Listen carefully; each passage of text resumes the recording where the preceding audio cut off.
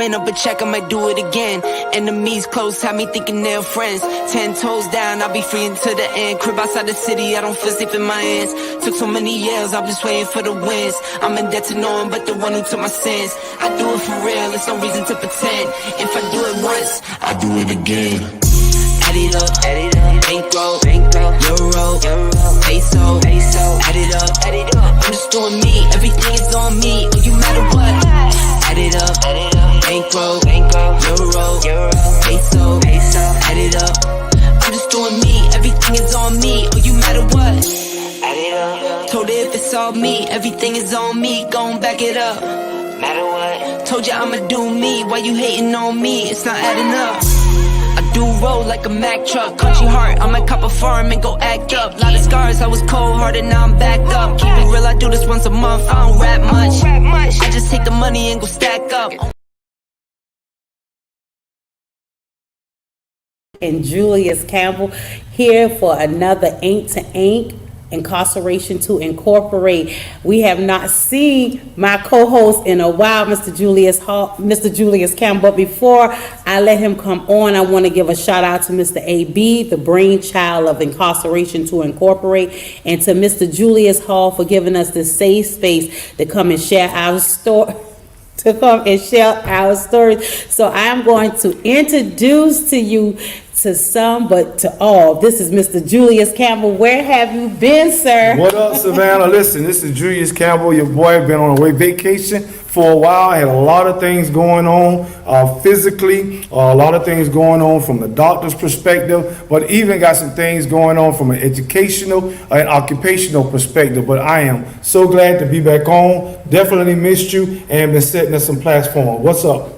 Yes, so Mr. Campbell, tell me, what have you been doing since you've been away? Well, first of all, I'll tell you, for those of you who have been sticking by me, I had to have cornea transplant. That was a serious time in my life that I might be able to get my eyes right, but because you see me, I'm here. God has definitely been good to me, and cornea came out cool. Now I just got to go get my lens and focus. You can see I'm in there. Yeah, your boy in there. And so I'm grateful for how things turned out in that respect. But outside of the cornea transplant, I had to get my education. Right now, I have my master's degree. Yeah, kudos to you. Master's degree in my master's in science and leadership and organizational management. I'm so glad to be able to say that. Now, many people who come out of incarceration don't have that, but I tell you that I am now a part of a positive statistic. You know, they gave us a negative statistics where they say because of recidivism, in less than 3 years, we'll be back. Well, listen, I'm on year 5, number 1, broke that statistic, and also now I got my master's degree, went back and got some education. Definitely on top of that statistic. So, man, I tell you, I've been doing a lot of things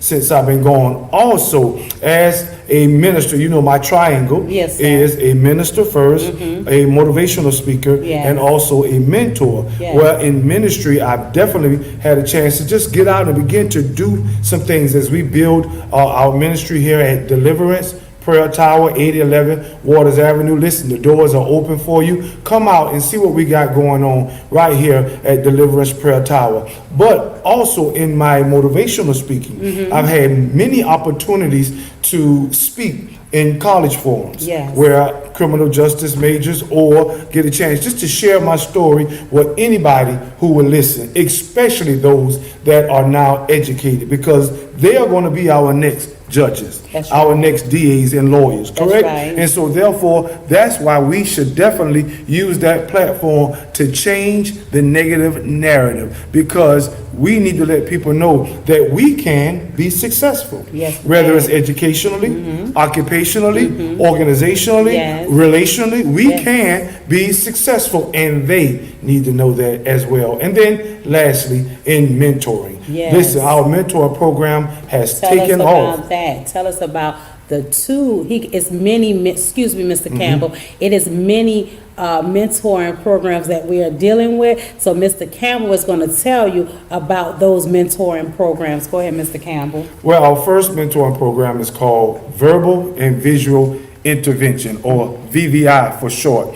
And that is a intense gun and gang violence mentoring program. The reason why we thought that that was so important is because you here, Savannah, there has been an influx of gun and gang violence activities. And so we have partnered with the Office of Neighborhood Safety and Engagement. Yes. That's ones, that's Isaac Felton and John Bush and Marco and the rest of the team. And we've come together to see how we can positively impact some of the young people that are making these poor choices. Yes. And so verbal and visual intervention is a 4-week, back-to-back, intense, powerful mentoring program where we capture the attention of these young men and women. And as we capture their attention, we want them to understand that there are consequences to some of the choices that they're making. And in this verbal and visual intervention, what we do is in the first week, we want to hear stories. Yes. We believe that stories matters.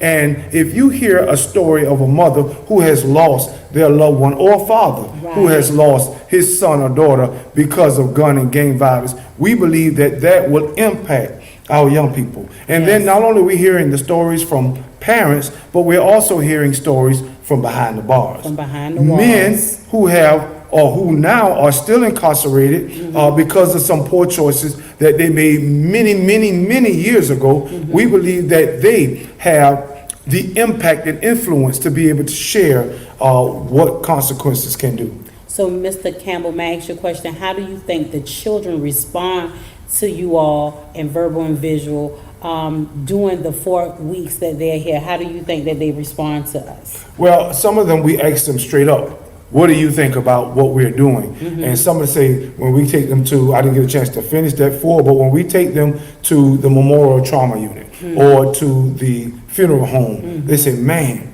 death is real to me now. Before, it was just something that I thought about, but now it is real. Or when they talk to the young man that's been incarcerated since the age of 17, and now he's 46, and he's still incarcerated, they say, wow, this man been in prison all of these years, never thinking about the consequences. So they tell us that these things are now real to them, and they also tell us that it caused them to stop and to think for a moment. I like that. So who do you think out of the students, we can call the kids' names, right? Yes. Okay, who do you think out of the students, the ones in verbal and visual, who do you think that it touched the most? I have my name. Who do you think it touched the most? Well, actually, some of the Jaden is one of the students that has been a part of what we got going on, and he himself has said, man, this is something serious that I can really think about. That's right. What's going on. But then I also reach out to Janelle. She's one of the young ladies that we work with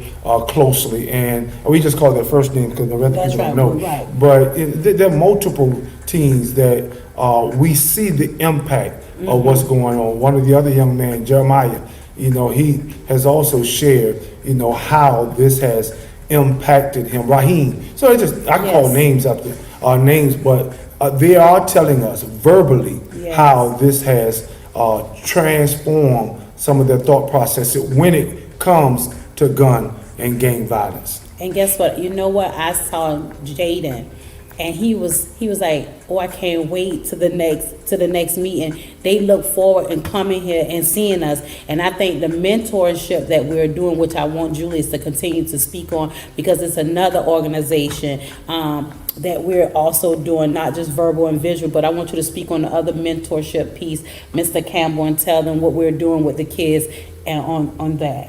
Well, the mentoring program is Tyro. Right. Tyro is a character development curriculum that we use. It's a nationally acclaimed curriculum that was written by a husband and wife team, and they allow us to utilize that curriculum because it has been tried and tested. The word Tyro simply means soldier or warrior, and what we are trying to do is we're trying to instill in our young people value, morals, respect. A lot of that is out the window, especially in this culture today. And so we try to teach them what it is to know about your value, your self-worth, understanding how to choose friends. And so that's what Tyro is all about. And that is a 13-week workshop that we have brought together. And what we do is the young men and women that go through verbal and visual, we also transition them right into the Tyro, capture their attention, and then build on their character.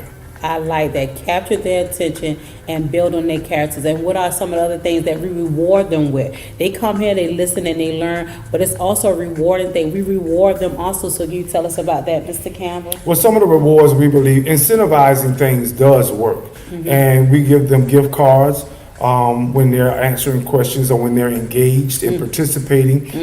We also we buy things that's needed. Like we just bought a bunch of belts because when you got a young man that's walking around with his pants on his knees, some of the ladies don't like that. So we don't just talk about a situation, we bring about a solution. So we provide the things that's necessary. And we've added an addition to our program. We want to be holistic. And so my wife and my sister have joined our team, and we provide a home-cooked meal every session so that we know that we're teaching them etiquette, but we also make sure that they're fed, they're belly fed as well. Because when you get somebody's attention, you can hold it with food. Believe that. That's what happens to me. He ain't lying. He ain't lying, y'all. But I'm gonna tell you, okay, so Mr. Campbell, it takes a village. I'm saying that. I'm saying that. 15 too, so we gotta pay some bills. It's 11:37. Okay. So guess what? It takes a village. That is something that I have been talking about, and it's not just a cliche. It does take a village to raise one child. And here it is. We have like 10 to 15 kids in here, and so it still takes a village. And so, Julius Campbell, what are the future for mentorship for the kids? What do you think? Now after the programs are over, what do you think that we need for them? Like, do you think that we need to have people that was volunteer to be mentors for the young ladies and the young men? Can we have connecting the dots, as Julius Campbell would say? Are you willing to connect the dots to be a mentor for our students? What do you think about that, Julius? Well, let's talk about the village first. Okay. When we talk about a village, we're talking about a collaboration where we work in tandem with other organizations.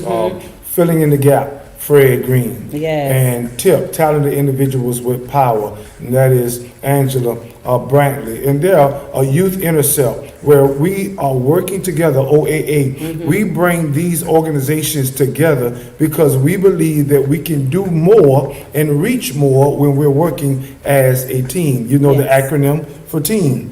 Together, everyone accomplish more. And so that's what we do when we talk about a village. So we also bring in community partners. In our verbal and visual intervention, there are 4 community partners that we bring in. One is Memorial Trauma Unit, and that is Miss Emily Bernstein. She is partnershiping with us so that we will see what's happening to our young people with gun and gang violence. We also have Pastor O'Berry, who is of course, pastor, but also a director in a funeral home. And he is allowing us to see statistics. Children don't understand 75% of African Americans or Latinos are, blah, blah, blah. They don't understand that terminology. But when you tell them that within the last 6 months, we've buried over 400 people, and majority of them are black and brown, now a child can understand that. We've also partnered with the Mediation Center because we want them to help us to learn how to do community conferencing and how to handle conflicts better than we have been handling. We've also partnered with Old Savannah City Mission Chaplain Damian Welcome. Because we want our kids to be able to give back. They've taken away from society. Now we can provide some pro-social activities to help them to give back. So that's what we mean when we say a village. It is a collaborative effort where we bring people, entities, and organizations together so that we can reach more. Now, see, I love what Julia said. We're not just talking about it, we're being about it, because we're having all of those things, and I think that's being about it. What you think? Yes, ma'am, I do. So anyway, guess what we're going to do, y'all? We're going to pay some bills, and then we're going to come back and finish our talk with Mr. Julius Campbell.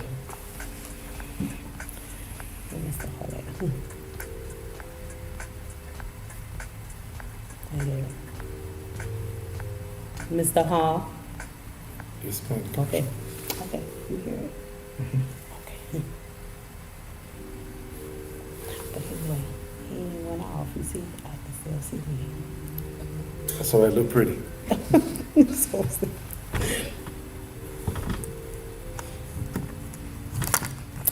Mr. Hall, it's time to pay some bills.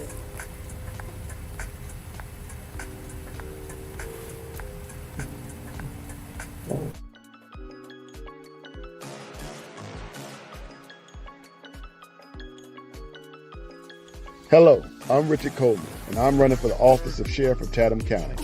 And when I'm elected, I promise to inspect what I expect. Chatham County, it's time for a change, and that change is me, Richard Coleman.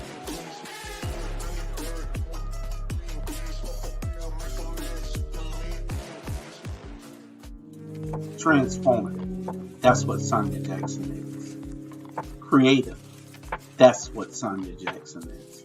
Compassionate, that's what Sonia Jackson is. Leadership, that's what Sonia Jackson demonstrates. Dedicated, that's what Sonia Jackson is. In Chatham County, there's never been a tax commissioner like Sonia Jackson. She has made the office more accessible, more consistent, more convenient, and more service-friendly. Let's keep Sonia Jackson while she takes the tax commissioner's office to new heights. On May 21st, cast your vote for a great public servant. Vote Sonia Jackson for tax commissioner. Hello, hello, hello. We're back with Incarceration to Incorporate with Mr. Julius Campbell. And I would like to say thank you again, Mr. Campbell, for coming on, because I know he's very, very busy. So, Julius, what are some new things that we're going to do? Well, we believe that mentoring is very important. What is a mentor? A mentor is a trusted and wise counselor or a friend. And we believe that our children, they need this, whether it's a coach, a life navigator, or a mentor. But we think that after mentoring, there should be something else. And Fred Green and I were talking, and once you capture their attention and then you build their character, apprenticeship is necessary because you want to make them marketable. I work at an organization where it's called Work Readiness Enrichment Program. The work readiness piece is very important, especially for our youth today, because they don't know how to communicate. Right. And if they don't know how to communicate, then they can't get a job. And if they can't get a job, that reverts them back to their negative behavior. Right. And so preparing them to be marketable is very important. And that is why what we want to do in tandem with filling in the gaps is we want to begin to do apprenticeship where we teach them skills. Once you teach a child a skill, you've heard the old adage, you might be able to help me with it, about fishing. You give a person a fish, they eat it, but For a day. Right. But if you teach them how to fish, You need a lifetime. exactly. So that's something that we're getting ready to do on the horizon, is to help our young people become marketable. But they don't know that that's a necessity. Right. When you ask questions like we do here at Verbal to Visual and also at Tower, we ask questions, what do you want to do in life? Some of the answers can be disheartening because they say, I want to make money. But how do you want to make money? Right. I want to get a job. What type of job? Do you understand what I'm saying now? So they don't know how to critically think through these situations. So within our character development program, we have something called vision boarding, where we're helping them to actually think about and envision what it is they want to be, whether it's an artist, a doctor, a train rider, or whatever we can help them to do. So those are some of the things that we have on the horizon, is the apprenticeship program. But we also want to change their perspective. A lot of our kids, we want to teach them how to effectively articulate what's going on. They don't know how to express themselves. Right. And so some of the things we're trying to do now is we want to teach them how to express yourself, be it verbally, or it could be a talent, art, dance, poetry. So we're trying to be creative in some of the things that we're doing. Providing them platforms, we're also taking them out to meet different people. Right. We're taking them out so they can be introduced to something new. Because if all you know is all you know in the neighborhood, then that's all you're going to know and to gravitate to. But what we want to do is we want to Introduce them to something bigger than the avenue.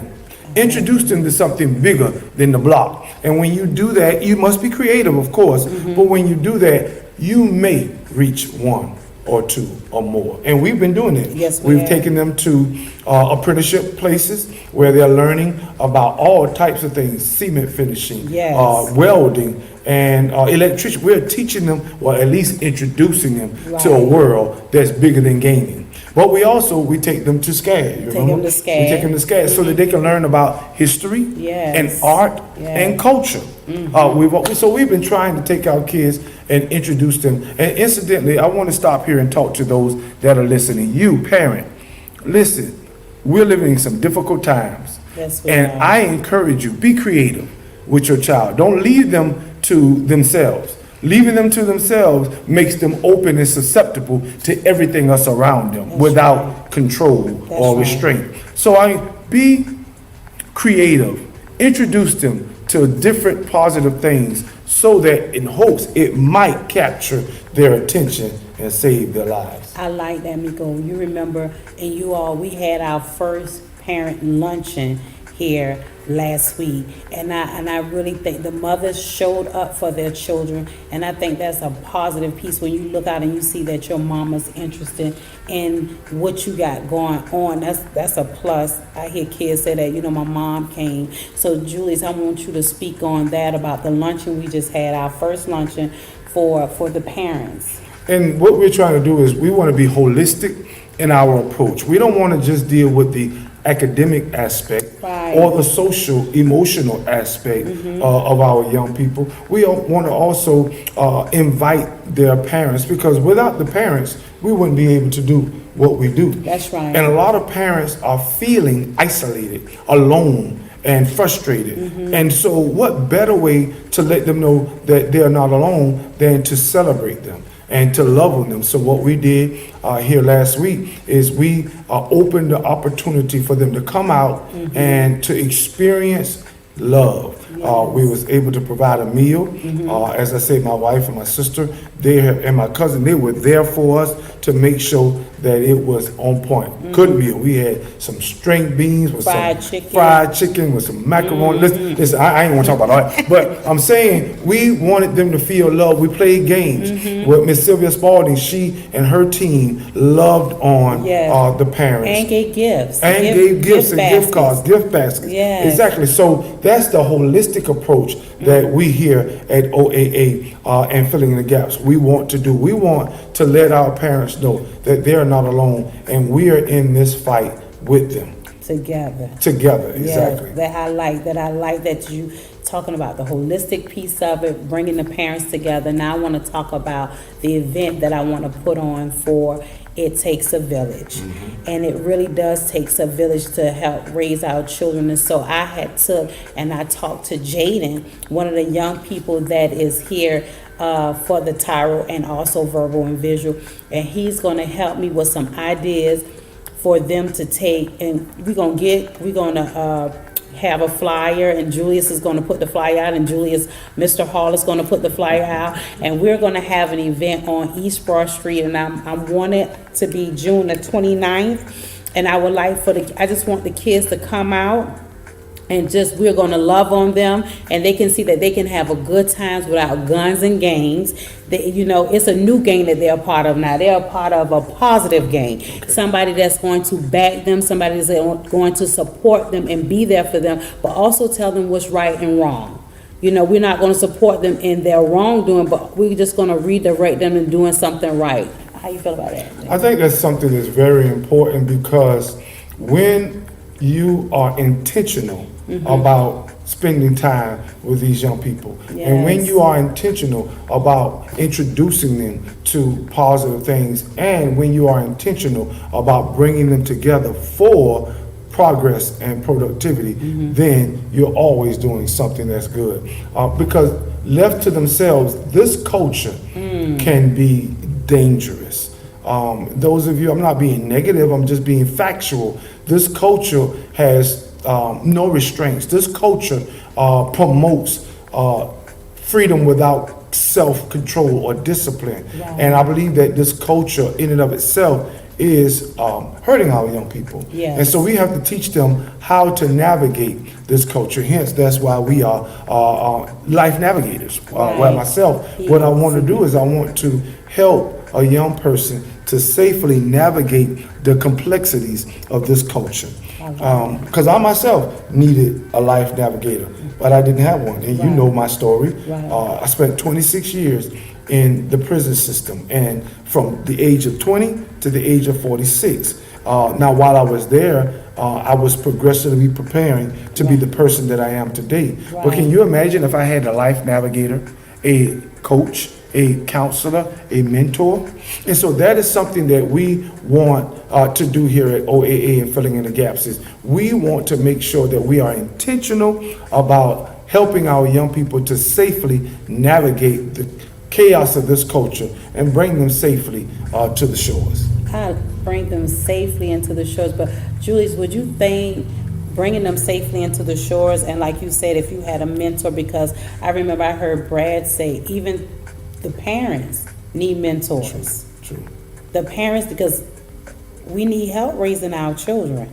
The parents need mentors. So what you think about that piece of parenting, parents having mentorship? Well, in honesty, I'm an older cat. But today, most of our parents became parents before they were able to become adults. Me. And you? Yes. And so because of that, they themselves didn't have someone to walk alongside them. That's right. So I agree that our parents need mentors or life coaches or counselors as well, because all you can teach is all you've been taught. That's why I'm a big proponent of education, but not just academic education, but reading.